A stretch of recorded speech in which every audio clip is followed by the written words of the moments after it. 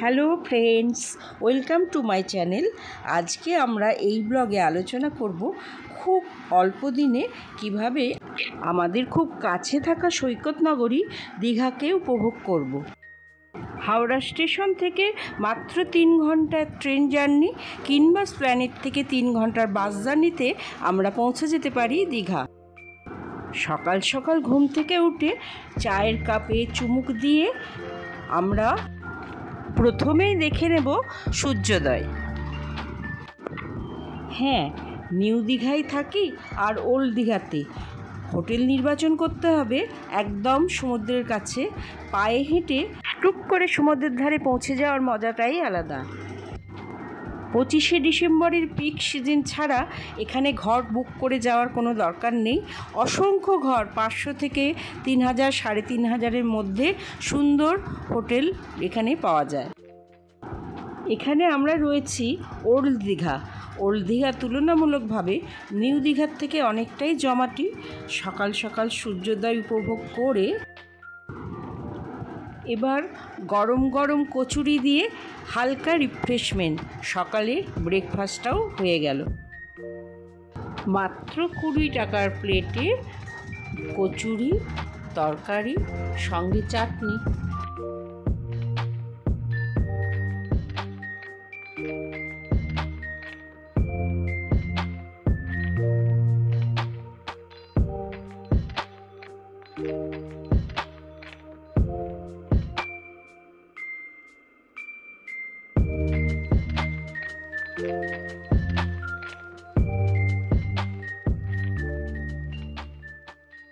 সমুদ্রের ধারে ইতিউতি ঘুরে বেরিয়ে প্রাণ ভরে উপভোগ করে নিন সকালবেলার সমুদ্রটাকে।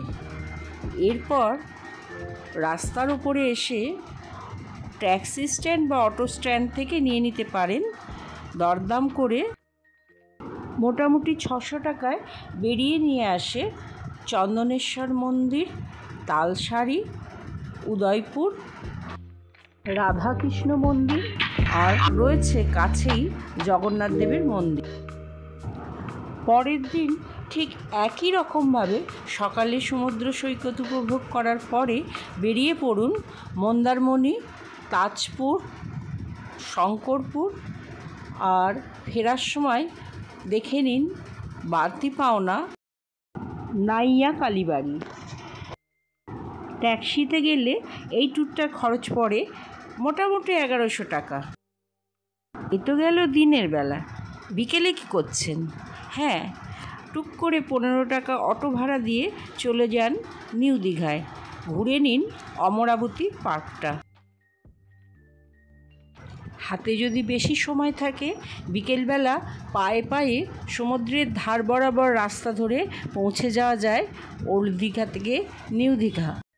এখানে ঢেউসাগর দেখে নিয়ে ফিরে আসি অটো করে। বিগত কয়েক বছরে সুন্দরী দীঘা হাজার রকম বিনোদনের পসরা নিয়ে সেজে উঠেছে নতুনভাবে। হাতের কাছে অল্প খরচে অল্প দিনে ছুটি কাটানোর এমন জায়গা আর কোথায় আছে? দুপুরের মিল আর রাতের ডিনার, রাস্তার ধারে সারি সারি রেস্টুরেন্ট রয়েছে। খুব রিজনেবল প্রাইসে যে কোনো রেস্টুরেন্ট বেছে নিলেই হলো।